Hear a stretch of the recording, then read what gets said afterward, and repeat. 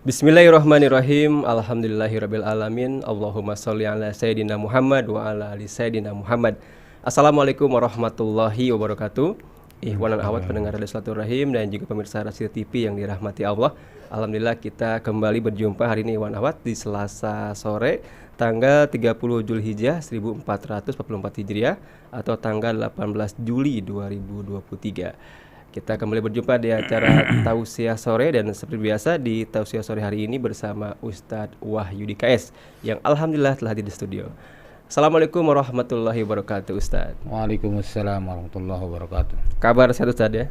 Alhamdulillah. Alhamdulillah. Hari ini tidak membahas kajian kita ya, tapi kajian spesial nih, momen penting Muharram. Nah, apa saja momen penting Muharram yang akan nanti Ustaz jelaskan, nanti kita bersama-sama simak Ikhwan Akhwat. Dan nanti yang ingin bergabung bertanya Anda bisa kirimkan melalui WhatsApp rahasia di 08111 999720 ataupun di 021 845 1512. Tapada Ustaz. Bismillahirrahmanirrahim. Alhamdulillah. Wa syukrulillah ma sya'allahu kan wa ma lam yasha' lam yakun la haula wa la quwwata illa billah. Asyhadu an la ilaha illallah wahdahu la syarikalah wa asyhadu anna Muhammadan abduhu wa rasuluh. Wassalatu wassalamu ala Rasulillah wa ala alihi wa ashabihi wa mawalah. A'udzu billahi minasyaitonir rajim. Ya ayyuhalladzina amanu taqullaha haqqa tuqatih wa la tamutunna illa wa antum muslimun. Ya ayyuhalladzina amanu taqullaha wa qulu qawlan sadida yuslih lakum a'malakum wa yaghfir lakum dzunubakum wa may yuti'illaha wa rasulahu faqad faza fawzan 'azima. Amma ba'du. Fa inna asdaqal hadis kitabullah wa khairal hadi hadi Muhammad sallallahu alaihi wasallam wa syarrul umuri muhdatsatuha wa kullu muhdatsatin bid'ah wa kullu bid'atin dhalalah wa kullu dhalalatin finnar. Ikhwan akhwat fillah, pemirsa Rasil Visual dan pendengar Radio Silaturahim di mana saja berada. Alhamdulillah pada kesempatan sore hari ini di mana kita memasuki detik-detik akhir tahun. Ya. Jadi ini suasana akhir tahun. Jadi kita akan bergeser mulai maghrib nanti insyaallah masuk ke tanggal 1 Muharram ya. Dan ini adalah di akhir Zulhijjah. Adalah momen yang tepat untuk kita tidak boleh berhenti melakukan muhasabah, melakukan introspeksi. Maka kita akan berkaitan nanti yang terjadi dengan akhir tahun juga dengan awal tahun, termasuk berkaitan dengan Muharram. Karena memang Muharram ini banyak yang dipahami adalah waktu hijrahnya Rasulullah SAW. Padahal sebenarnya bukan ya sebenarnya. Jadi Rasul itu hijrah tanggal 26 Safar, ya, bukan bulan Muharram. Jadi sebulan setelah Muharram malah, sebulan lebih ya. Udah 26 Safar masuknya ke Rabiul Awal. Jadi, namun demikian, kenapa di Muharram ini dijadikan sebagai momen oleh Umar bin Khattab? Nah, untuk itu agar kajiannya lebih hikmat, kita awali dulu dengan doa menurut ilmu. Bismillahirrahmanirrahim. Rabbi zidni ilman, Allahumma anfa'ni bima 'allamtani wa 'allimni ma yanfa'uni warzuqni ilman yanfa'uni. Amin. Ikhwan akhwat fillah, mohon tidak merasa bosan untuk membaca doa ini karena para nabi dan rasul Allah diperintahkan.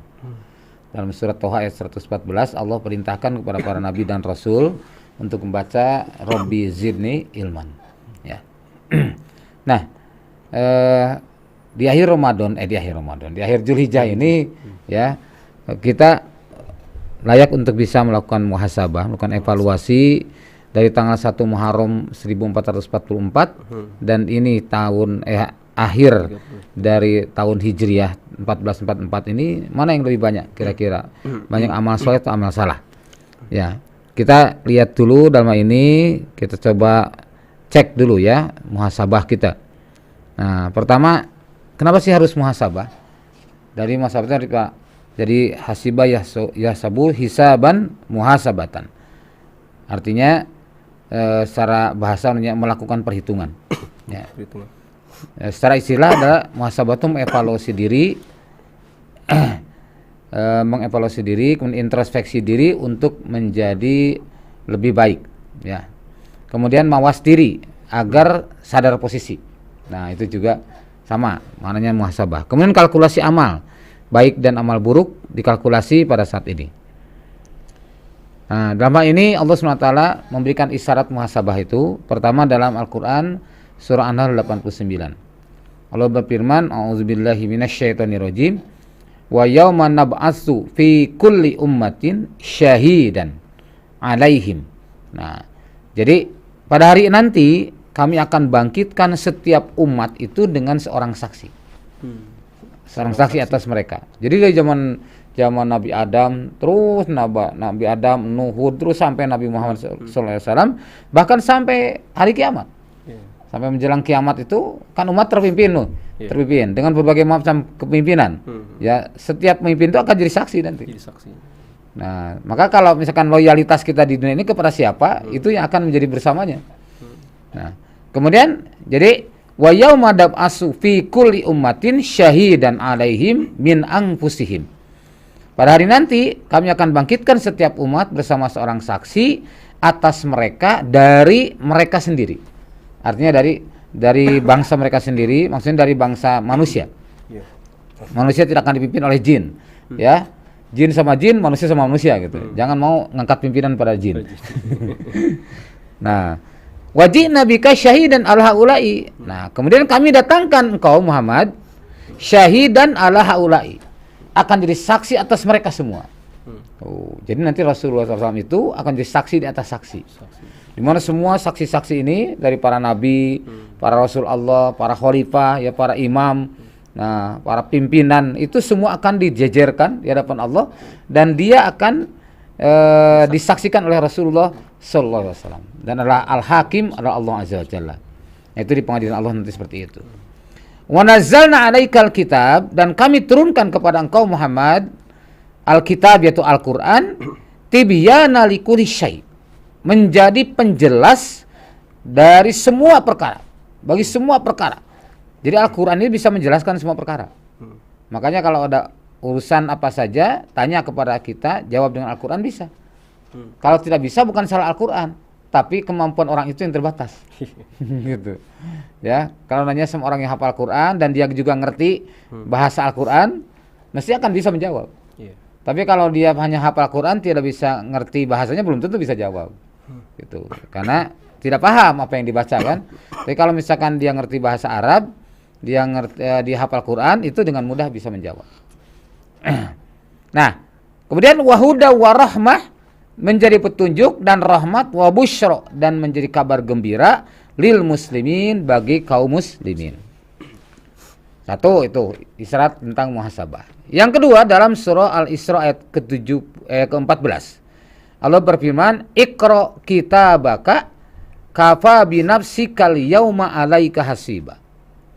Bacalah oleh kamu kitabaka, kitab catatanmu. Nah, kitab ini bukan Al-Qur'an tapi kitab catatan hidup, rapot. Nah, rapot. Kafa binafsikal yauma, cukuplah dirimu sendiri al-yauma pada hari ini hasiba, menjadi penghisabnya. Nah, itu kedua. Yang ketiga dalam surah Al-Hasr ayat ke-18. Allah berfirman, "Ya ayyuhallazina amanu ittaqullah." Wahai orang beriman, bertakwalah kalian kepada Allah. Wal tanzur nafsum ma qaddamat ligod. Dan hendaklah setiap diri memperhatikan apa yang sudah ia siapkan untuk menghadapi hari esok. Wattaqullah, dan bertakwalah kepada Allah. Innallaha khabirum bima ta'malun. Sesungguhnya Allah Maha mengetahui dengan apa yang kamu perbuat. Kemudian juga dalam surah Al-Mulk, ya. Di surat Al-Mulk disebutkan, alladzi khalaqal mauta wal hayata liyabluwakum ayyukum ahsanu amala wa huwal azizul ghafur. Nah, itu. Kemudian dalam surat Al-Baqarah akan fal yang duril insanu ila ta'amihi. Hendaklah manusia memperhatikan apa yang atau memperhatikan pada makanannya. Nah, ini semua adalah bukan perintah untuk melakukan muhasabah. Nah, kemudian isyarat dalam hadis tentang muhasabah ini, Rasulullah SAW mengingatkan bahwasanya la tazulu qadama abdin yaumal qiyamah. La tazulu, tidak akan bergeser. Kalian tidak akan bergeser qadama, ya, qadama ini dua telapak kaki, abdin, seorang hamba, yaumal qiyamati, pada hari kiamat. hatta yus'ala, sehingga ditanya. Darinya itu ditanya. Apa? Pertama, an umrihi, tentang umurnya. Fima afnahu, ya, pada apa dia habiskan. Tuh. Kemudian wa an ilmihi, tentang ilmunya. Fima fa'ala, pada apa dia gunakan. Pada apa dia kerjakan dengan ilmu itu.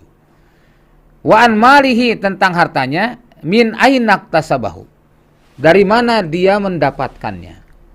Wa fi ma anfaqahu, dan pada apa dia belanjakan harta itu. Wa an jismi, dan tentang jasadnya. Fi ma ablahu, pada apa dia gunakan, ya, dia gunakan jasad itu. Jadi semua anggota tubuh kita akan ditanya oleh Allah.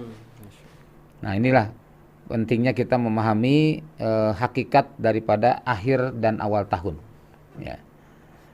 Hadis riwayat Tirmizi juz 4 halaman 190 nomor 2417, ya, dengan derajat sahih.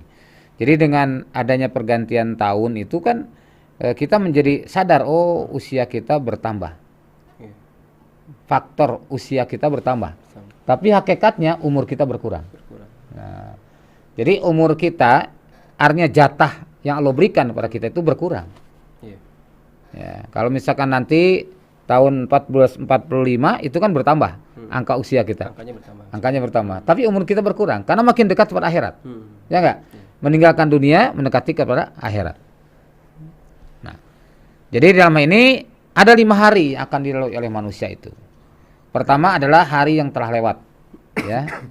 Hari yang telah lewat tinggal kenangan, tapi harus menjadi bahan renungan. Adakah kita berbuat dosa atau pahala? Adakah kita berbuat salah atau soleh? Ya, itu harus kita sadari. Kalau ternyata banyak dosa, kita banyak istighfar. Kalau selama ini mungkin kita merasa, ya, banyak kebaikan, ya kita bersyukur kepada Allah. Tapi ingat, jangan sampai lupa. Boleh jadi saat kita berbuat baik itu tanpa keikhlasan. Nah, ini juga bisa hilangkan amal-amal kita. Maka hendaklah dievaluasi di sini. Kemudian hari sedang kita jalani, hari ini pun dievaluasi. Maka hendaklah kita selalu berpegang teguh kepada Quran dan Sunnah agar tidak keluar dari jalur yang Allah ridhoi. Kemudian yang ketiga, hari yang akan datang, yaitu hari esok, bulan depan, tahun depan, dan seterusnya. Seperti ini sekarang, besok tahun depan, ya kan? Tahun depan, yalah besok ya, atau tahun depan ya saya bayar, misalkan. Ini pinjam utang tahun depan saya bayar, pada tanggal 1 Muharram, tahun depan. Kemudian hari yang dijanjikan itu hari kematian. Hari kematian, kemudian alam barzah, yaitu alam kubur, kemudian padang mahsyar, yaitu dijanjikan Allah. Dan yang kelima, hari pembalasan. Itulah yaumul hisab, hari penghitungan, di mana semua dikumpulkan di situ, ya, dihisab satu persatu, dan yaumul jaza, ditentukan pada saat itu apakah kita jadi ahli surga atau ahli neraka. Nah, itu yaumul jaza. Nah, kemudian mari kita evaluasi tentang waktu ini, karena hakikat waktu ini berjalan cepat laksana awan di langit. Kita lihat awan bergerak terus kan? Nah, ketika kena angin tuh, asalnya mendung bisa cerah. Nah, kalau kena angin, berlari melaju bagaikan angin kencang. Nah, itulah waktu. Dan tidak akan pernah kembali, yang namanya waktu. Kalau udah berjalan sudah, ya, yang lalu biarlah berlalu, kan gitu istilahnya. Lewat sudah. Tidak akan kembali dan mengulang perjalanannya. Ini hakikat waktu itu. Nggak akan mengulang kembali dan tidak akan mengulang perjalanannya. Kemudian tidak akan mempercepat karena pengaruh orang yang tergesa-gesa. Ya, juga tidak akan memperlambat lajunya waktu itu karena menunggu orang-orang yang malas. Jadi kan yang tergesa-gesa tidak akan dipercepat. Dan orang malas pun tidak akan bisa memperlambat waktu. Waktu berjalan dengan sendirinya. Konsisten gitu. Nah, konsisten. Nah, sesuai dengan aturan Allah. Dan harta yang paling berharga setelah iman dan Islam itu waktu. Ya, jadi bukan fulus, tapi waktu.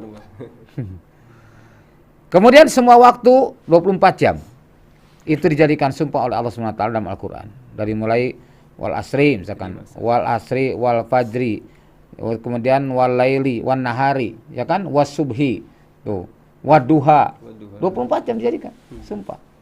Enggak ada satu waktu pun yang lepas atau yang tidak dijadikan sumpah oleh Allah SWT. Nah, ini betapa pentingnya waktu ini, maka momentum penting Muharram ini harus dijadikan bahan evaluasi oleh kita. Adakah kita termasuk orang-orang yang beruntung atau orang-orang yang merugi? Ya. Nah, maka Rasulullah SAW menyampaikan ciri orang yang cerdas itu adalah, sebutkan ya, sering disampaikan, al-kaisu mandana nafsahu wa amila lima ba'dal maut. Orang yang cerdas adalah orang yang selalu melakukan introspeksi, melakukan muhasabah, melakukan mawas diri, ya. Wa amila lima ba'dal maut, dan dia beramal untuk sesudah kematian. Maksudnya beramal untuk masa depan, ya, masa depan akhirat. Itu. Sementara wal ajizu, ya, orang yang lemah, orang yang dungu, gitu ya, orang bodoh, yang tidak cerdas, itu orang yang man atba'a nafsahu hawahan. Orang yang selalu mengikuti hawa nafsunya, wa tamanna 'ala Allah, dan dia berangan-angan kepada Allah. Jadi kalau orang cerdas itu kan dia berkiprah mengoptimalkan waktunya itu betul-betul produktif, gitu ya. Nah, orang yang dungu, orang yang bodoh, orang yang lemah itu tadi, ya dia hanya berharap saja pada Allah, tapi kesehariannya mengikuti hawa nafsu terus, seleranya yang diikutin. Gitu. Tapi dia berangan-angan kepada Allah, semoga Allah merahmatiku, semoga Allah mengampuniku, gitu ya. Allah kan Maha Pengampun, semoga Allah mengampuni. Jadi itulah berangan-angan seperti itu. Nah, ini diriwayatkan oleh Imam Tirmizi, dan disebutkan dalam riwayat Tirmizi, penjelasannya disebutkan gini. Bahwa dari hadis tadi itu dari yang dikatakan oleh Syaddad bin Aus. Ya. Nah, bagaimana di sini? Wa makna qaulihi, dan makna ucapan ini adalah mandana nafsahu yaqulu hasiba. Jadi hasama nafsahu, ia menghisab dirinya di dunia qabla yuhasaba yaumal qiyamah. Ya. Jadi sebelum ia menghisabnya pada hari kiamat. Nah, jadi kalau orang melakukan penghisaban pada dirinya dihisab di hari kiamat, itulah dia banyak melakukan introspeksi dunia. Nah, maka di sini disebutkan wa an Umar bin Al-Khattab, diriwayatkan oleh Umar bin Khattab, qala hasibu anfusakum qabla an tuhasabu. Ya, hisablah dirimu sebelum dihisab di hadapan Allah. Ya. Kemudian wa tazayyanu lil ardil akbar, dan berhiaslah untuk pameran akbar. Pameran akbar itu kalau kita lihat di Arafah itu ialah semacam pameran akbar begitu. Cuman di Arafah kan berpakaian rapi, gitu ya, berpakaian rapi, artinya pakai baju ihram, kemudian semua pakai baju putih. Nah, kalau nanti di alam mahsyar itu telanjang bulat tanpa alas kaki. Semua telanjang bulat, nggak ada selembar kain pun, tidak ada satu helai benang pun. Ya, Masya Allah. Sampai Aisyah itu bertanya pada Rasulullah SAW, ya Rasulullah, bukankah laki perempuan saat itu berkumpul? Lalu bagaimana, apakah mereka saling melihat? Gitu. Ya. Jadi ada pertanyaan begitu. Kata Rasulullah SAW, ya Aisyah, suasana itu sangat mencekam. Semua orang berpikir tentang keadaan dirinya. Gak ada kesempatan untuk melihat orang lain. Semua orang merasakan takut akan mendapatkan hisab yang berat di sisi Allah SWT, karena dia tidak melakukan penghisaban di dunia. Nah, maka dalam ini Umar bin Khattab menyatakan, wa innama yahiful hisab, dan sungguhnya hanya saja orang yang ringan hisabnya yaumal qiyamah, pada hari kiamat, ala man hasaba nafsahu fid dunya, yaitu orang yang selalu menghisab dirinya waktu di dunia. Jadi kalau di dunia sering mengadakan muhasabah, melakukan introspeksi, maka insya Allah nanti akan diringankan hisabnya di yaumil qiyamah. Tapi orang yang tidak pernah melakukan muhasabah kan tidak pernah introspeksi. Jadi dia aman aja, merasa aman gitu. Tiba-tiba kaget nanti. Nah, kalau orang yang selalu introspeksi, dia sadar, merenung, apalagi di akhir malamnya. Di akhir malam saat orang sedang tertidur lelap, dia bangun, ya, di tengah malam atau di akhir malam dia bangun, munajat kepada Allah. Nah, saat itu kita ingat dosa-dosa kita, maka tidak akan bisa menahan air mata ini akan terus mengalir. Karena kita sadar. Nah, orang seperti ini insya Allah akan ringankan nanti di yaumil qiyamah hisabnya. Karena dengan itu dia sadar diri, lalu dia ucapkan istighfar, maka Allah menghapus dosa-dosanya. Lalu dia pun tinggalkan keburukannya dan dia memperbanyak amal baiknya. Karena apa? Berangkat dari kesadaran, hasil evaluasi, hasil introspeksi. Kemudian wa yurwa an Maimun bin Mihran. Demikian pula dari Maimun bin Mihran menyebutkan, qala, ia berkata, la yakunul abdu taqiyan. Tidaklah seorang hamba itu disebutkan bertakwa, ya. Hatta yuhasiba nafsahu kama yuhasiba syarikahu. Sehingga ia menghisab, ia menghitung, ia mengkalkulasi, ya, dirinya sebagaimana ia kalkulasi yang menyertainya. Apa yang menyertainya itu adalah min aina mat'amuhu, dari mana dia mendapatkan makanannya. Demikian pula wa malbasuhu, dari mana dia mendapatkan pakaiannya. Nih. Jadi itu dievaluasi. Nah, inilah orang-orang yang selamat nanti atau diringankan Allah di yaumil hisab. Nah, sekarang mari kita tanyakan pada diri kita sendiri. Pertama, sudah benarkah tauhid kita? Nih. Sudah benarkah tauhid kita? Selama tahun-tahun yang lalu, bahkan yang terdekat 1444 ini, ya, apakah kita lebih banyak berbuat tauhid atau berbuat syirik? Karena sudahkah kita memahami dengan benar makna dan aplikasi syahadatain? Karena itu menjadi pondasi dalam semua ibadah kita. Rukun Islam kan yang pertama syahadat. Jadi para sahabat radhiyallahu anhum diajarkan oleh Rasul itu syahadat itu selama 9,5 tahun. 9,5 tahun lama. Jadi itu digodok terus pendalaman tentang akidah itu sebelum ada perintah sholat 5 waktu. Nah, dari tarikh disebutkan ada sholat sebelumnya itu ada sholat pagi dan sholat sore. Jadi cuma 2 rakaat gitu. Tapi kalau sholat 5 waktu yang 17 rakaat itu setelah Isra Mi'raj.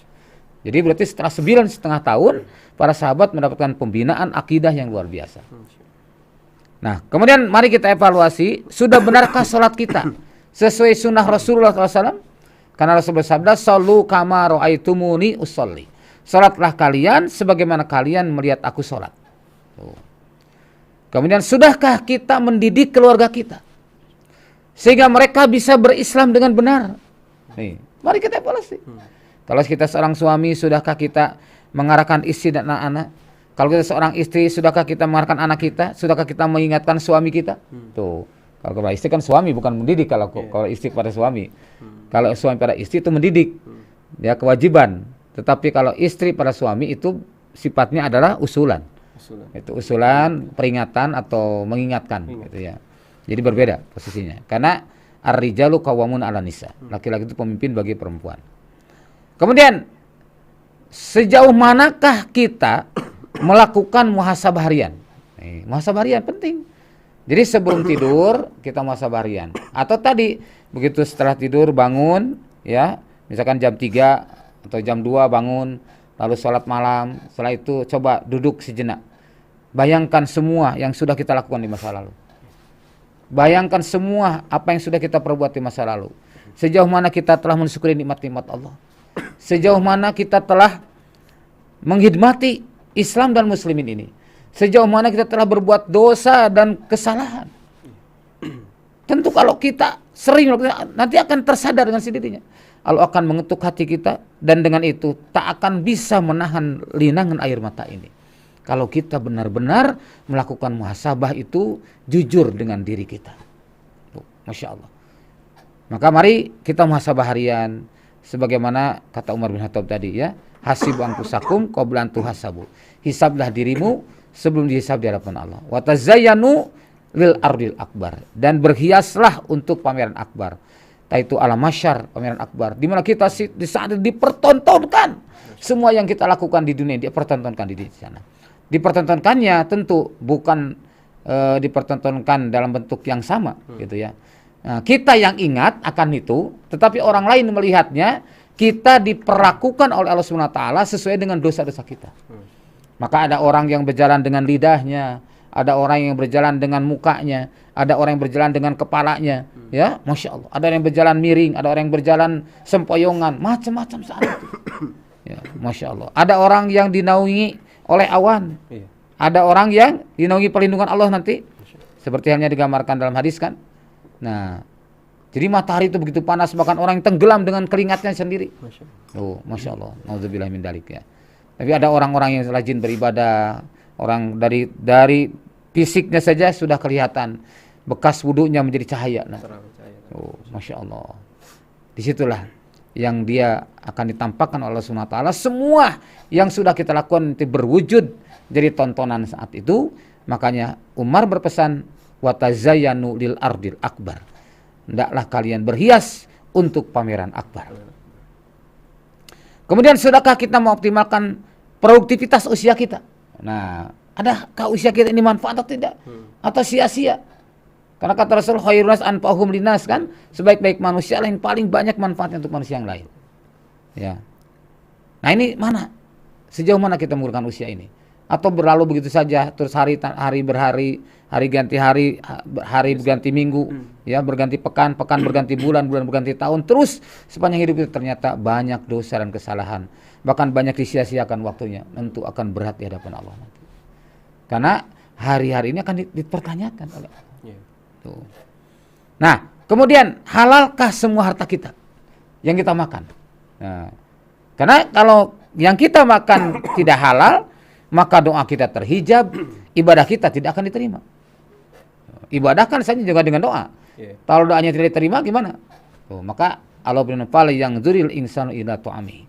Hendaklah memperhatikan, hendaklah manusia memperhatikan pada makanannya. Tuh, karena diceritakan dalam hadis riwayat Muslim itu kan, dalam hadis Arba'in disebutkan, ketika orang sedang perjalanan musafir, itu kan mustajab sebenarnya.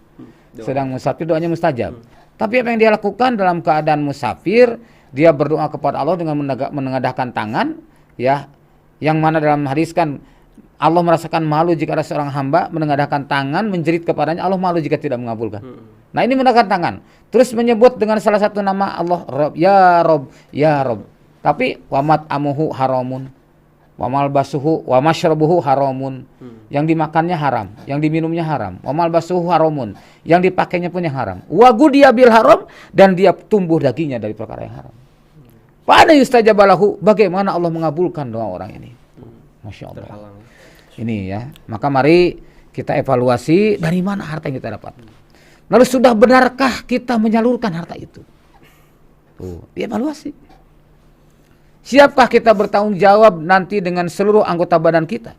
Di mana seluruh anggota tubuh ini akan dipertanggungjawabkan. Sudah siapkah kita? Nah, lalu apakah hidup kita terpimpin dengan seorang imam seperti disebutkan dalam Al-Quran? Yauma nad'u kulla unasim bi imamihim. Kami akan memanggil semua manusia beserta imam mereka. Paman utiya kitabahu biyaminihi, maka barang siapa yang Allah berikan kepadanya kitabnya, kitab catatan hidupnya dengan tangan kanannya, faulaika yaqrauna kitabahum, maka mereka akan membaca kitab-kitab mereka, membaca rapot-rapot mereka, wala yuzlamuna fatila, dan tidak akan dizalimi sedikit pun. Nah, ini pentingnya hidup berjamaah dan terpimpin dengan imam. Kemudian yang 10, bagaimana rencana kita ke depan agar hidup lebih baik, selamat dari fitnah dunia dan akhirat. Yang sekarang wa mata di nafsun mada taksibu goda. Enggak ada seorang pun yang tahu apa yang akan kita perbuat hari esok, tapi seseorang akan diberi nilai yang baik kalau dia punya rencana yang baik. Tuh, misalkan nih 1445 besok nih. Dari sekarang tuh sudah punya rencana, besok mau ini, bulan ini mau ini gitu, ya. Nah, baik, itu saja dulu ya. Sebelum kita masuk pada momentum Muharramnya tadi, itu gambaran global tentang pentingnya muhasabah, di mana setiap akhir tahun ya Allah SWT memberikan tuntunan kepada kita untuk melakukan muhasabah di bulan haram, itu bulan Dzulhijjah dan bulan Muharram. Demikian, barakallahu fikum. Baik, Imkan Menawat, momen penting Muharram tadi sudah Ustaz sampaikan, itu permulaannya nanti akan kembali dibahas lebih dalam lagi. Dan yang ingin bergabung nanti Anda bisa menggunakan WhatsApp kami Wanawat di 081119999720 ataupun di 0218451512. Kami segera kembali. Subhan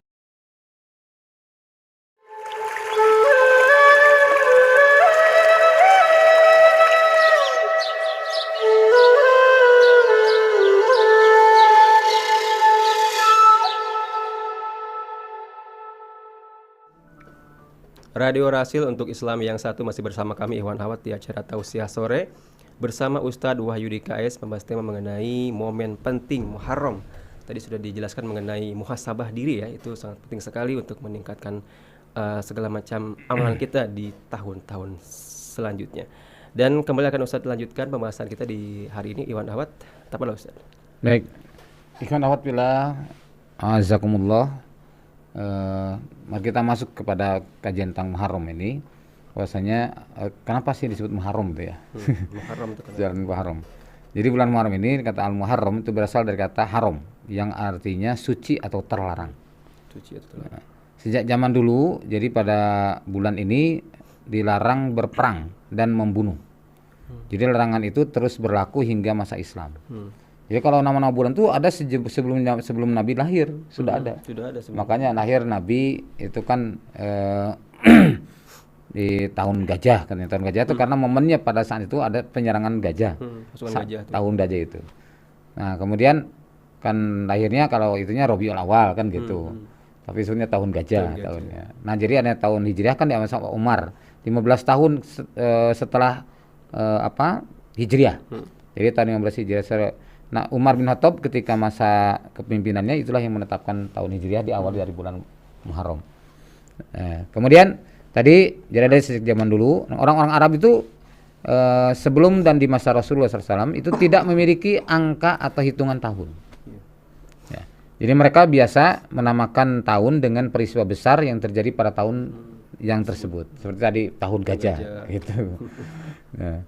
Misalnya tahun gajah atau Amul Fil, ya itu karena terjadi peristiwa pasukan gajah yang dipimpin oleh Abraha dari Yaman akan menghancurkan Ka'bah. Kemudian ada tahun yang disebut juga sebagai tahun Pijar atau Amul Fijar, itu terjadi karena saat itu terjadi perang Pijar. Ada tahun Nubuah, karena di tahun itu Rasulullah SAW menerima wahyu. Nah, sekarang kapan Muharram itu menjadi awal tahun Hijriah? Itu pada tahun ketiga tahun ketiga masa Khalifah Umar bin Khattab. Jadi kan Umar bin Khattab mulai memimpin dari tahun 13 sampai 23, ya selama 10 tahun. Nah, di tahun ke-15 Hijriah, tahun ketiga Hijriah, tahun ketiga kepemimpinan Umar, tahun 15 Hijriah, berarti 15 tahun setelah hijrahnya Nabi. Nah, ketiadaan angka tahun membuat sebagian umaro itu, sebagian pimpinan-pimpinan di wilayah, di daerah, merasa kesulitan. Salah satunya adalah Walil Imam Basroh. Jadi, oleh Imam Basroh bernama Abu Musa al-Asy'ari radhiyallahu anhu itu sempat mengirim surat bingung ini gimana ya nanti menentukan kapan gitu kan gak jelas. Nah, dari situlah diusulkan. Nah, atas aduan Abu Musa inilah Umar kemudian menerbitkan kalender Islam. Nah, setelah bermusyawarah tentu dengan para sahabat terkemuka, Umar memutuskan bahwa awal kalender Islam dimulai dari tahun hijrahnya Rasulullah SAW, dari tahun hijrahnya Rasulullah SAW. Karena kalender Islam itu dikenal dengan nama kalender Hijriah. Karena hijrahnya Rasulullah kan disebut kalender Hijriah.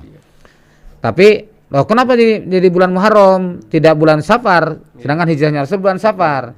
Karena bulan Safar tidak termasuk bulan yang diharamkan. Kan bulan haram itu kan Dzulqa'dah, Dzulhijjah, Muharram, terus Rajab kan gitu. Maka Muharram inilah diambil dari salah satu bulan yang diharamkan Allah. Usulan Muharram sebagai bulan pertama tahun Hijriah itu adalah dari Utsman bin Affan.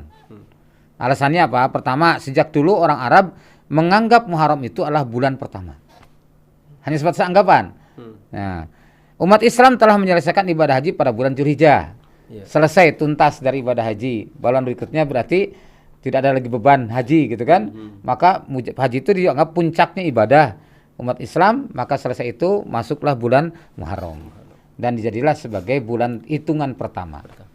Kemudian bulan Muharram merupakan bulan munculnya tekad hijrah ke Madinah. Tuh, jadi Nabi itu sudah niat hijrahnya sejak bulan Muharram, walaupun hijrahnya di bulan Safar. Nah, jadi setelah Dzulhijjah maka terjadi Bai'at Aqabah 2. Bai'at Aqabah 2 itu kan pada saat bulan haji.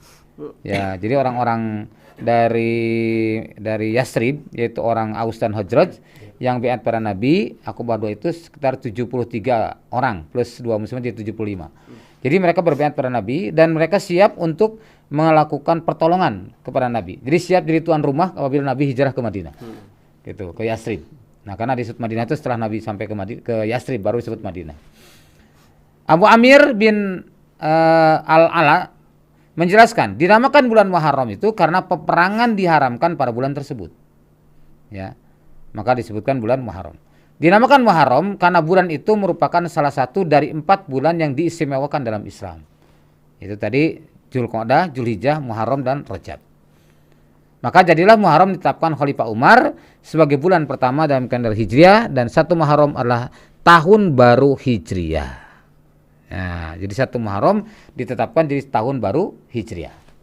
Walaupun tadi Nabi mulai hijrahnya itu malam Jumat tanggal 26 atau malam 27 Safar tahun 1 Hijriah itu.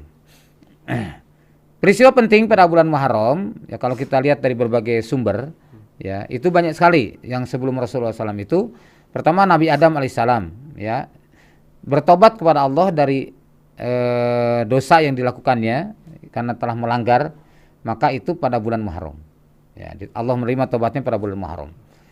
Ya, terdapat ini juga dalam tafsir surat Al-Baqarah ayat 37. Kemudian kapal Nabi Nuh alaihissalam berlabuh di Bukit Judi setelah banjir dahsyat ya yang menenggelamkan mayoritas penduduk bumi saat itu. Kemudian selamatnya Nabi Ibrahim alaihissalam dari siksaan api Raja Namrud itu juga bulan Muharram. Nabi Yusuf alaihissalam bebas dari penjara Mesir dari penjara Mesir itu juga bulan Muharram. Keluarnya Nabi Yunus dari ikan dengan selamat ya dari ikan yang dari perut ikan itu juga di bulan Muharram. Dan Allah menyembuhkan Nabi Ayub alaihissalam dari penyakitnya yang disebutkan dalam surat Shad ya, surat Shad ayat 4142 itu juga di bulan Muharram. Dan Allah menyelamatkan Nabi Musa serta menenggelamkan Firaun juga pada bulan Muharram. Tuh, jadi banyak sekali. Ya, banyak yang saya perhatikan lebih dari 10 hal itu ya disebutkan dalam sejarah. Nah, di masa Rasulullah SAW Muharram 1 Hijriah itu muncul tekad hijrah ke Madinah setelah pada Dzulhijjah terjadi Bai'at Aqabah 2 tadi. Kemudian Muharram 7 Hijriah terjadi perang Khaybar. Kaum muslimin menang dengan gemilang. Perang Khaybar yang membobol kekuatan Yahudi. Ya.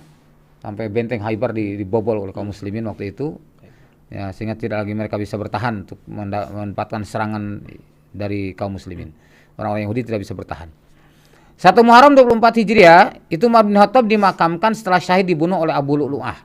Itu seorang Majusi. Nah, ini yang setelah Rasulullah ya. Nah, kemudian 10 Muharram 61 Hijriah terjadi musibah besar yaitu Husain bin Ali radhiyallahu anhuma, cucu Rasulullah SAW dan keluarganya syahid dibunuh di Karbala. Itu tahun 61 Hijriah. Ya. Nah, apa sih keutamaan bulan Muharram ini? Disebutkan dalam surat At-Taubah ayat 36 ya, disebutkan a'udzubillahi minasyaitonirrajim inna iddatasyuhuri indallahi indalisna asyara syahra. Ya, jadi sesungguhnya bilangan bulan pada sisi Allah itu adalah 12 bulan. Fi kitabillah dalam kitab Allah. Ya. Disebutkan yauma khalaqas samawati wal ard minha arba'atun hurum. Nah, kemudian yang itu adalah saat diciptakannya atau hari diciptakannya langit dan bumi, daripadanya adalah ada 4 bulan yang diharamkan. Ya. Dzalika dinul qayyim, itulah agama yang lurus. Fala tazlimu fihinna anfusakum. Nah, maka janganlah kamu menganiaya diri kamu sendiri dalam bulan 4 itu. Maksudnya itulah sehingga dilarang perang saat ini, ya. Kecuali kalau diserang tetap harus dilawan. Tapi kita melakukan penyerangan tidak boleh. 4 bulan haram itu adalah Dzulqa'dah, Dzulhijjah, Muharram dan Rajab. Jadi yang 3 bulan berturut-turut. Ada kadang pernah juga bahkan yang ceramah gitu ya, yang ceramah. Saya lihat di YouTube. Jadi bulan Muharram bulan 4 bulan itu adalah Rajab, Sya'ban, Ramadan dan Muharram gitu. Loh, saya bilang dari mana gitu. Padahal sudah jelas di Al-Qur'an, di hadis disebutkan. Gitu. Nah, tentang nama-nama itu. Kemudian 4 bulan haram dalam ayat ini, kalau di Al-Qur'an hanya Ramadan disebutkan ya, yang disebut bulan itu. Tapi kalau di hadis disebutkan lengkap.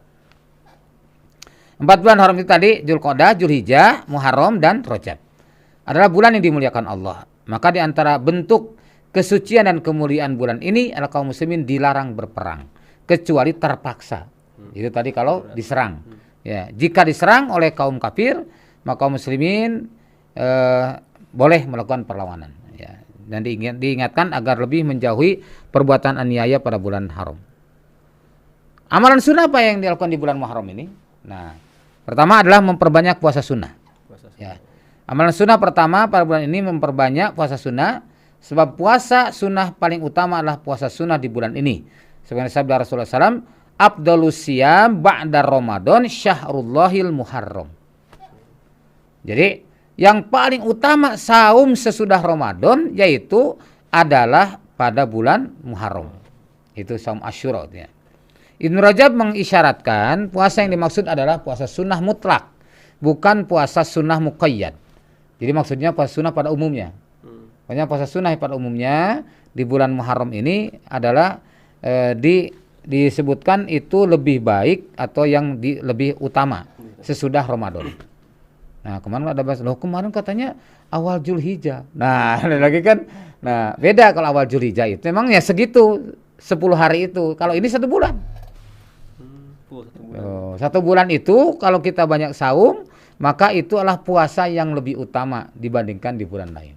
Nah, jadi makanya di sini puasa sunnah mutlak, bukan puasa muqayyad. Ya makanya muqayyad itu yang khusus ya. Umar, Aisyah dan Abu Talha termasuk para sahabat yang banyak berpuasa di bulan Muharram, termasuk bulan Muharram.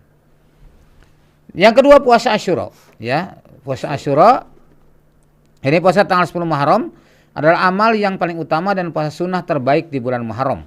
Jadi dari bulan Muharram itu misalkan 1 bulan, nah yang paling baik adalah tanggal 10 Muharram. Nah, su'ila an saum yaumi Asyura, telah ditanya Rasulullah SAW tentang saum Asyura. Maka Nabi menjawab, faqala yukaffiru sanatal madiyah. Puasa Asyura itu menghapuskan dosa setahun yang lalu. Oh, Masya Allah. Jadi kalau saum Arafah itu setahun yang lalu, setahun yang akan datang. Ya, ini setahun yang lalu.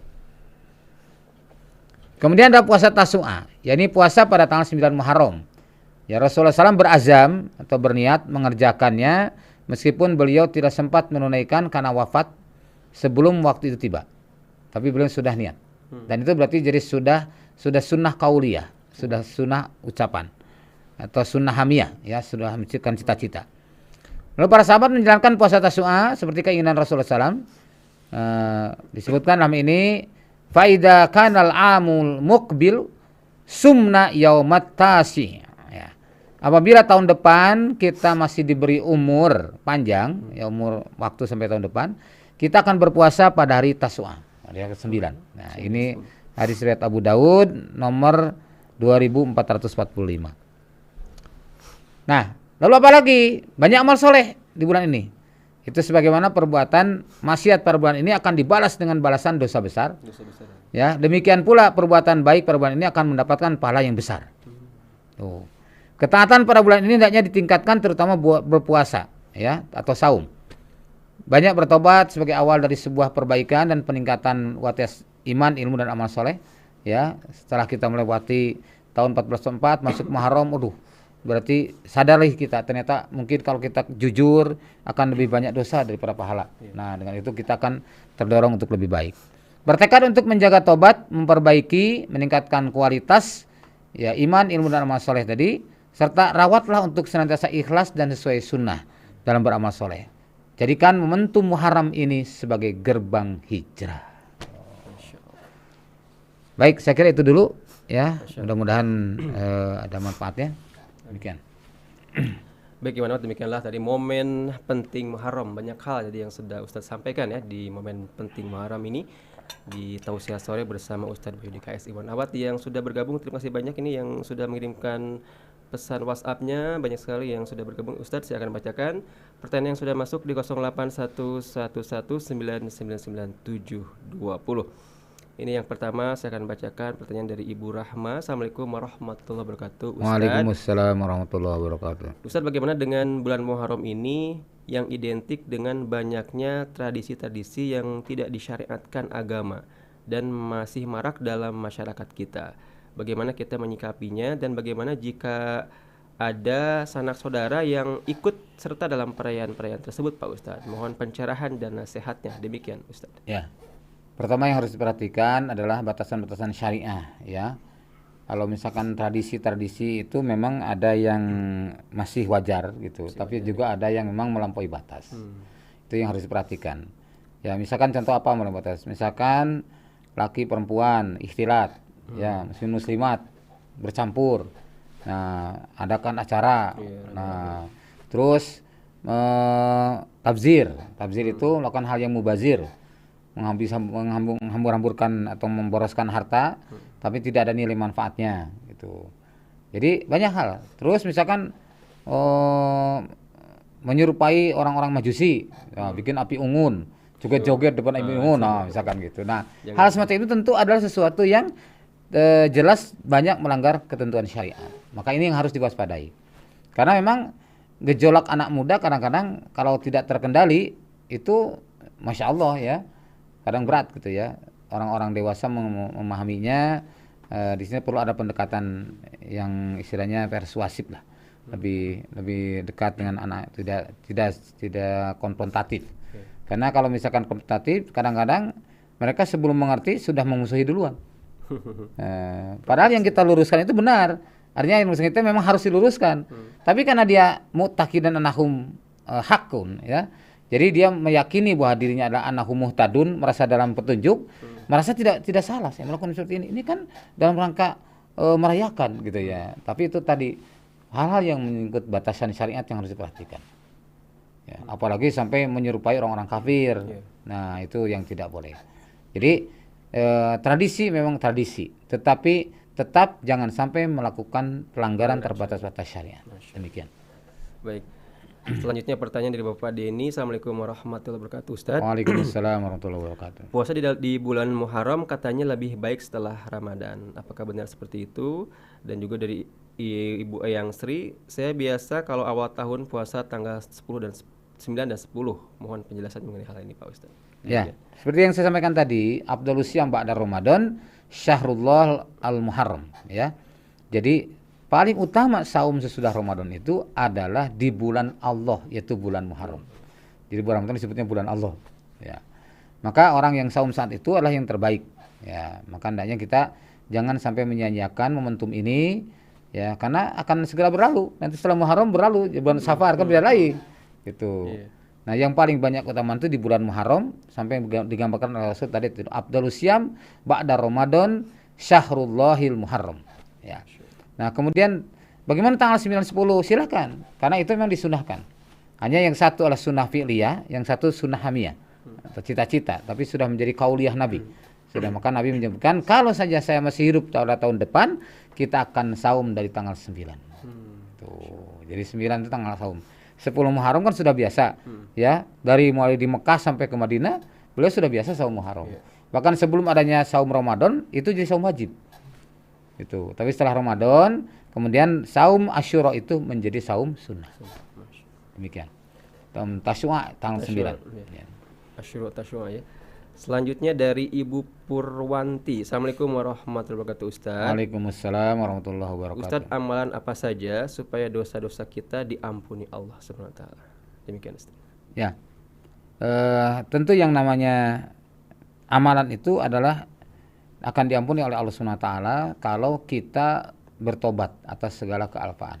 Kalau dalam surah An-Nisa ayat 145, 146 disebutkan innal munafiqina fi darkil asfali minan nar walang tajidalahum nasiro. Sesungguhnya orang-orang munafik itu akan berada di keraknya api neraka ya, dan kamu tidak akan mendapatkan seorang penolong pun bagi mereka.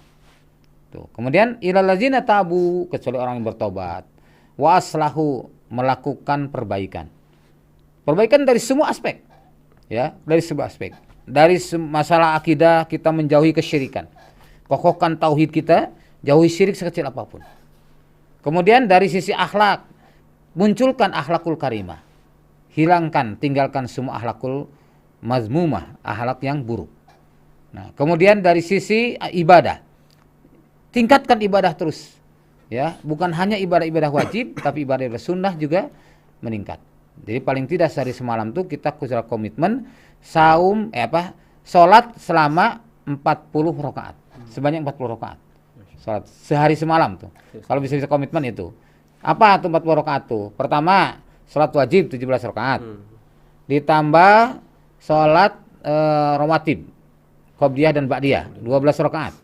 Ya. Qobliyah subuh 2 rakaat, qobliyah duhur 4 rakaat, ba'da zuhur 2 rakaat, ba'da maghrib 2 rakaat, ba'da isya 2 rakaat. Itu yang disebutkan dalam hadis.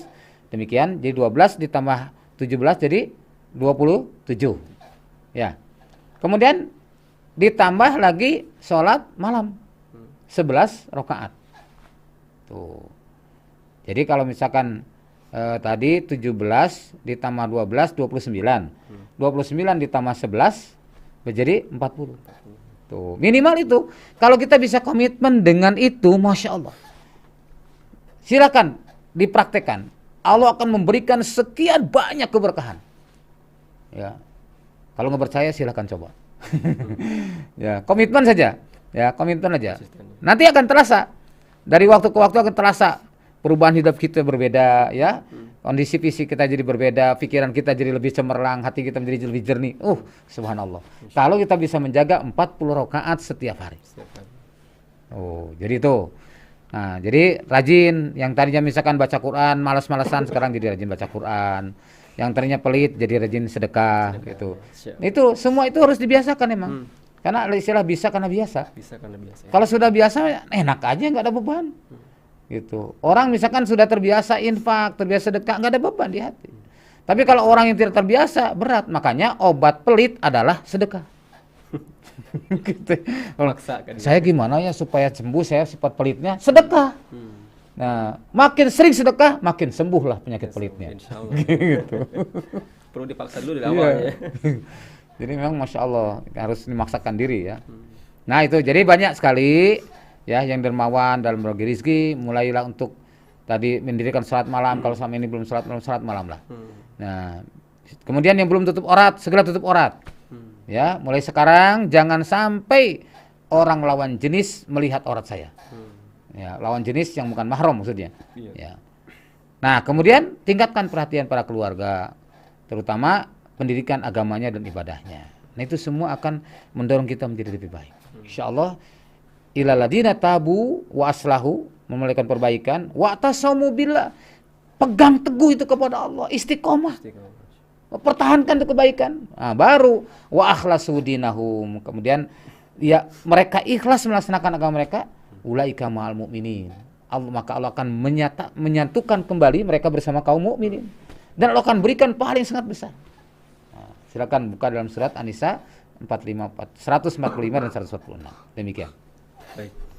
Selanjutnya dari Bapak Haji Musyawir. Ustadz, Assalamualaikum warahmatullahi wabarakatuh. Waalaikumsalam warahmatullahi wabarakatuh. Ustadz, mohon pencerahannya, apa kaitannya atau hikmahnya bulan Muharram Zulhijjah dikaitkan dengan ibadah haji?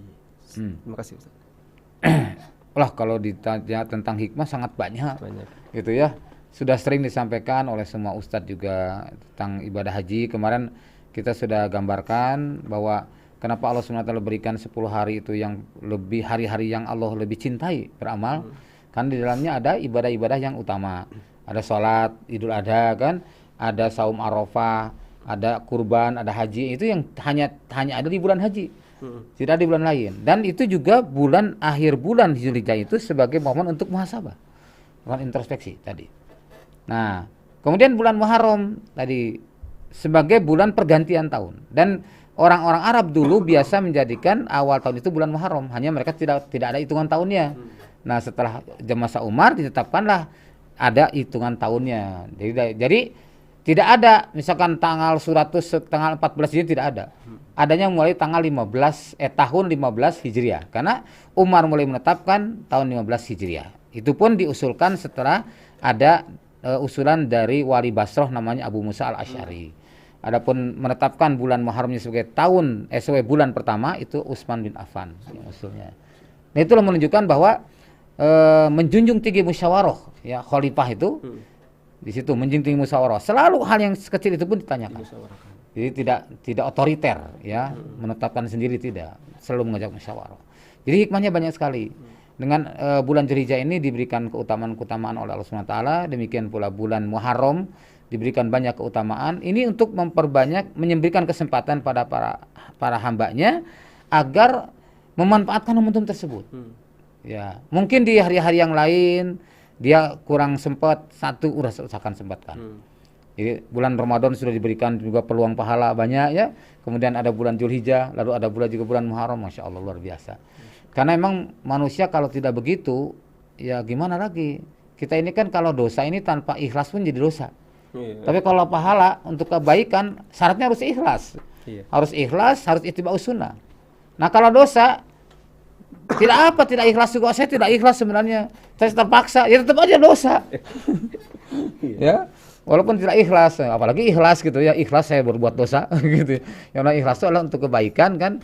Dan itu berkaitan dengan syarat sahnya amal. Tetapi kalau untuk berbuat dosa nggak ada syarat ikhlas. Itu mau ikhlas mau tidak tetap dosa. gitu. Nah itulah, jadi makanya mari kita optimalkan momentum emas ini ya. 10 Ramadan di akhir Ramadan itu pun sudah kita lewati dengan keutamaannya. 10 hari di awal Dzulhijjah sudah kita lewati. Nah sekarang ada momen-momen yang 1 bulan ini pun adalah merupakan bulan yang dimana disebutkan sebagai bulan Allah, bulan Muharram itu. Maka jangan pernah sia-siakan untuk banyak beramal soleh. Demikian. Baik, subhanallah, begitu baiknya Allah ya memberikan bulan-bulan spesial gitu untuk hamba-hambanya biar ibadahnya meningkat lagi ya. Subhanallah. Selanjutnya dari Ibu Piza, Ustaz. Assalamualaikum warahmatullahi wabarakatuh. Waalaikumsalam warahmatullahi wabarakatuh. Ini Ustaz, pada waktu hijrah Rasulullah itu berusia berapa tahun Pak Ustaz? Ya. Jadi kalau Rasulullah SAW berhijrah itu pada usia antara 52 sampai 53. Jadi sekitar 53 tahun.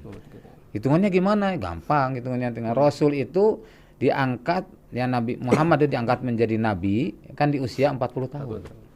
Kemudian beliau ada di Mekah itu selama 13 tahun. Berarti tambahkan 40 tambah 13, 53 tahun. Di Madinah beliau 10 tahun. Jadi 23 tahun kan beliau jadi nabi. Nah, kemudian beliau meninggal pada usia 63 tahun. Itu hitungan hijriah sebenarnya. Kalau hitungan Masehi itu 62 tahun. Demikian. Selanjutnya dari tidak menyertakan nama. Assalamualaikum warahmatullahi wabarakatuh, Ustaz. Waalaikumsalam warahmatullahi wabarakatuh. Ustaz, ketika seseorang baru menyadari dosa-dosa atau kemaksiatannya kepada Allah di masa-masa akhir usianya atau di usia senja, bagaimana cara mengejar ketertinggalannya itu, Ustaz? Ya. Akankah amalan-amalannya hari ini akan menghapus perbuatan sia-sianya di dari umur yang dia lalui? Demikian, Ustaz. Alhamdulillah, pertanyaan itu bagus sekali. Mudah-mudahan ini bisa diresapi oleh semua orang yang juga masih muda. Karena dia kan tidak tahu akan kematian itu kan akan datangnya. Maka apalagi orang yang sudah lanjut usia. Ya, dan ibadahnya orang muda itu lebih besar pahalanya daripada orang tua. Nah, tapi kita momennya gimana nih? Kesempatan kita tinggal sedikit. Nah, maka disitulah perbanyaklah dan jaga keikhlasan. Ya, jaga keikhlasan lalu berbanyak untuk sebaik-baiknya. Allah SWT menyebutkan di Al-Quran, kuntum khairu ummat ukhrijat linnasi ta'muruna bil ma'ruf wa tanhauna 'anil munkar wa tu'minuna billah. Ya. Kamu ini sebaik-baik umat, dikeluarkan pada manusia ya untuk amar ma'ruf nahi munkar. Ya. Nah, kemudian saya lihat di dalam tafsir Ibnu Katsir juz 1 halaman 392 kalau salah. Itu ada disebutkan bahwasanya disebutkan sebaik-baik manusia atau sebaik-baik umat itu ada 5 cirinya. Pertama adalah aqra'uhum, orang yang paling menguasai Al-Quran, yang paling banyak hafalannya dan dia paling memahaminya. Itu yang paling bagus. Yang kedua adalah atqahum, orang yang paling bertakwa. Tuh, jadi ini artinya berarti takwa terus dengan ilmu. Nah, maka kalau misalkan kita ingin berkualitas sholatnya gimana? Oh, saya dari kecil saya tidak pernah tahu dalilnya yang mana. Saya begini, saya takbir, saya ruku saja itu seperti apa dalilnya tidak tahu. Nah, untuk menjadi kualitas pahalanya menjadi lebih besar, belajarlah ilmu. Tanyakan kepada ustadz. Ustadz, Gimana saya ingin tahu dalilnya seperti apa. Minimal kita sudah pernah mendengar atau pernah melihat, pernah membaca. Ini jadi beda kualitasnya. Ya, nilai daripada Allah itu jadi beda. Ketika dia belum tahu dalilnya dengan sudah tahu dalilnya. Tuh, ini pentingnya supaya berkualitas. Apalagi nanti sudah tua, kapan lagi mau belajar coba? Nah, ini kesempatan momentum emas, ya usia emas ini jangan disia-siakan. Nah, kemudian yang ketiga adalah orang yang paling banyak silaturahim. Ya. Orang yang paling banyak silaturahim itu pun akan jadi mendapatkan pahala yang luar biasa. Yang keempat, orang yang paling banyak amar ma'ruf, memerintah pada yang ma'ruf. Yang kelima, orang yang paling banyak nahi mungkar. Itu yang saya dapatkan hadis riwayat Ahmad ketika menjelaskan surah Ali Imran 110. Kalimat kuntum khair umat. Khair umat itu adalah disebutkan pertama orang yang paling banyak hafalannya, paling menguasai Al-Qur'an. Yang kedua orang yang paling bertakwa.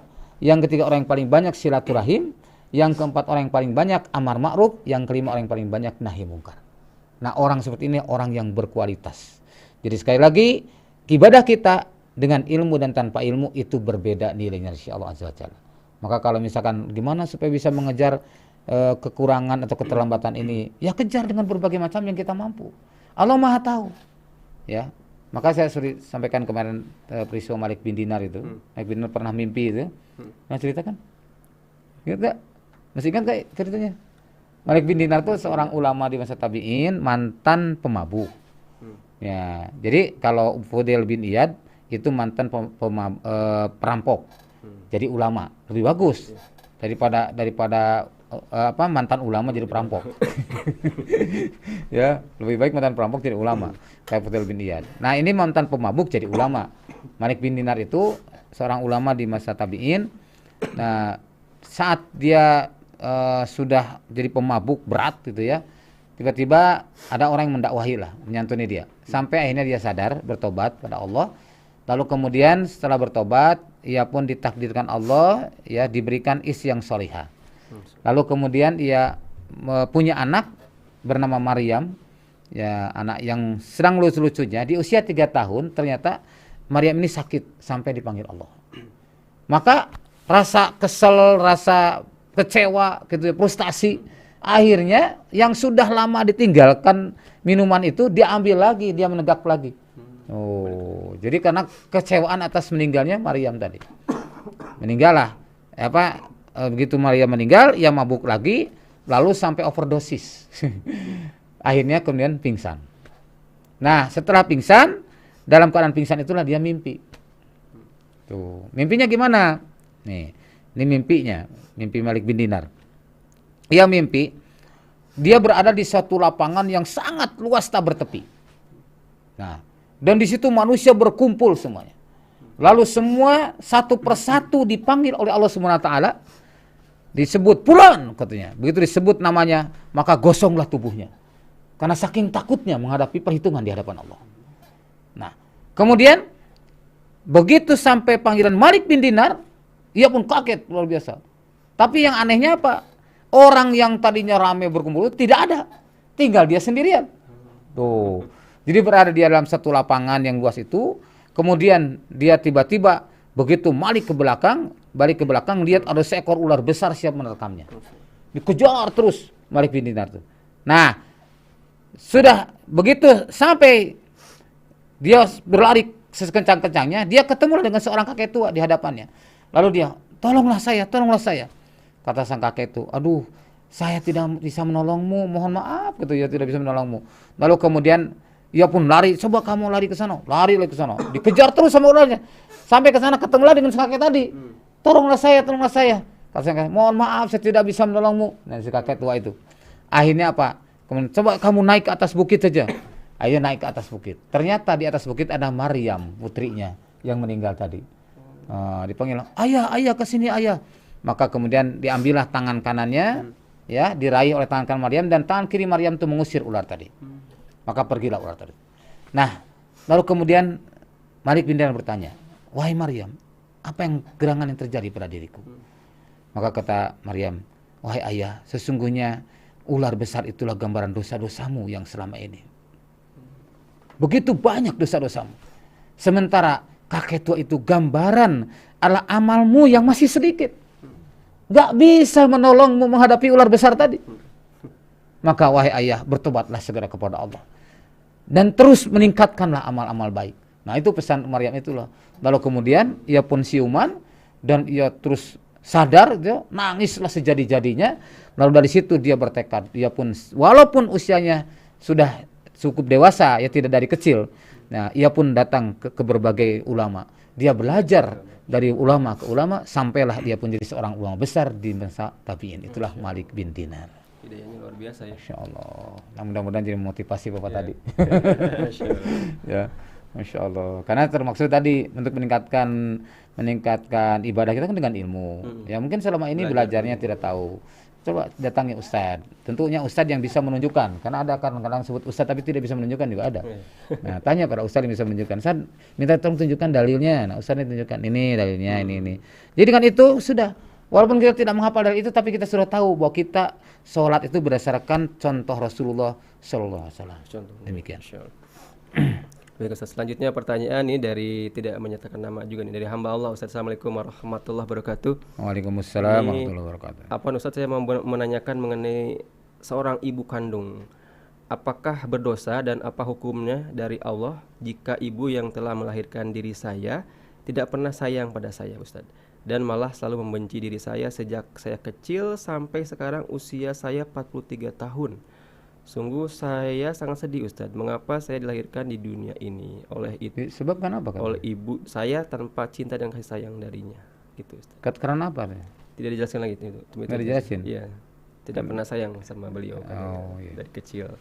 Ya. Jadi memang ada kalanya Allah mentakdirkan seperti itu sebagai ujian. Ya. Ujian seseorang untuk diraih atau untuk meraih surganya Allah itu memang berbagai macam. Ada kisah menarik di Timur Tengah. Seorang anak yang punya ibu yang gila. Ibunya gila. Gila ibunya. Lalu kemudian dia rawat dengan baik. Ya, bahkan anaknya sekarang diludahin. Diludahin. Wah, dipukulin kadang-kadang masih. Tapi anaknya tetap memperlakukan ibu ini baik. Tetap baik ya. Ya. Lalu seorang syekh itu bertanya,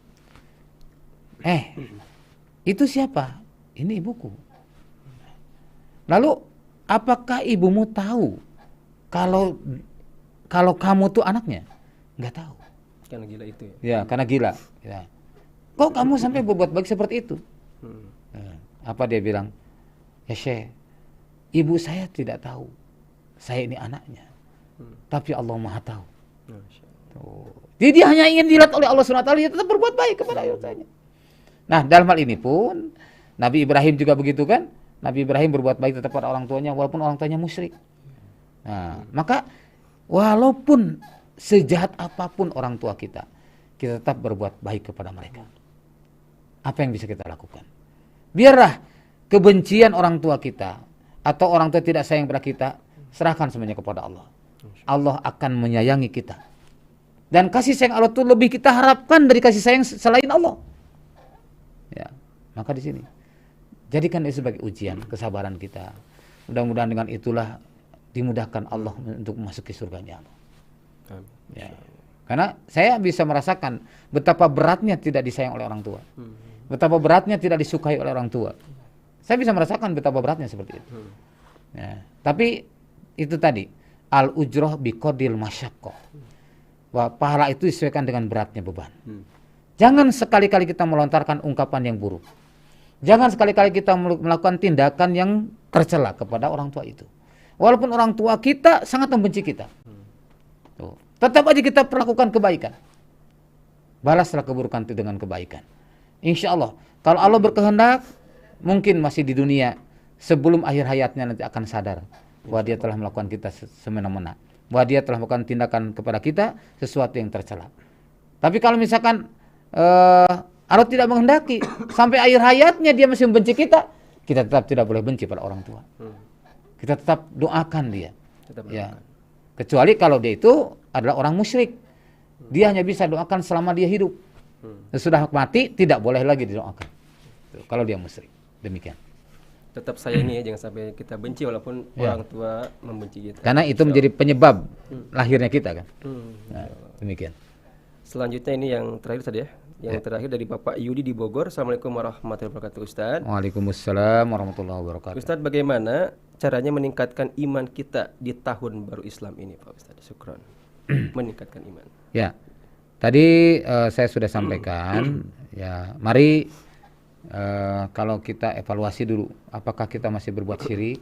Ya, evaluasi. Masih berbuat syirik, syirik apapun, syirik kecil ataupun syirik besar tidak boleh. Ya, karena syirik itu merusak. Ya. Atau masihkah suka meninggalkan sholat?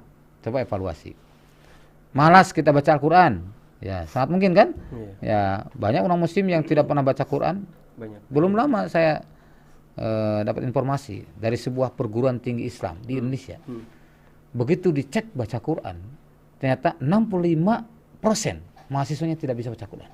Padahal perguruan tinggi Islam ya. Padahal perguruan tinggi Islam. Nah, ini kan ironis seperti itu. Ironis. Ya, nggak perlu sebut karena ini aib misalnya. Ya. Dari salah satu perguruan tinggi Islam di Indonesia pernah mengadakan cek seperti itu, dia mengevaluasi mahasiswanya, suruh baca satu persatu, ternyata 65% tidak bisa baca Quran. Masya Allah. Ini kita prihatin. Ya, makanya di sinilah 235 juta atau 233 juta penduduk Islamnya di Indonesia, ada 86,7% dari penduduk Indonesia, itu banyak di antara mereka yang tidak tahu apa itu Islam. Banyak yang tidak mau diatur dengan Islam, kan gitu. Bahkan ada yang Islamnya itu hanya sebatas ritual saja, tidak berdampak pada sosial, hanya ibadah ibadah harian saja, tapi tidak hal yang lainnya tidak Islam, gitu. Nah, ini juga ada. Nah, jadi mari kita evaluasi apa kita termasuk demikian, termasuk kikir untuk sedekah. Nah, ini juga Masya Allah, kikir, malas atau meremehkan sholat malam. Ya, itu dia. Ya, kan memang makan jadi makin sedikit orang tuh. Ya, kalau dengan sholat malam makin sedikit, siapa sih sholat malam? Coba berapa orang dalam 1 juta manusia di Indonesia itu berapa orang yang sholat malam? Berat itu ya. Ya itu, makanya karena mahalnya. Kan Allah bilang wa minal laili fatahajjad bihi nafilatan lak asa ayab asaka rabbuka maqamam mahmuda. Tuh. Jadi dari sebagian malam hendaklah kamu sholat sebagai ibadah tambahan bagimu, dan Allah akan mengangkat kamu pada tempat yang terpuji. Tuh. Nah, maka doanya juga kan Rabbi adkhilni mudkhala sidqi wa akhrijni mukhraja sidqi waj'alni min ladunka sultanan nasir. Kan gitu doanya. Ya Allah, masukkan aku ke dalam golongan yang baik. Dengan masukkan dengan cara yang baik dan keluarkan dengan cara yang baik. Dan berikanlah kekuatan yang menolong. Oh, jadi ini adalah termasuk untuk menjaga keimanan kita, hendaklah komitmen seperti itu.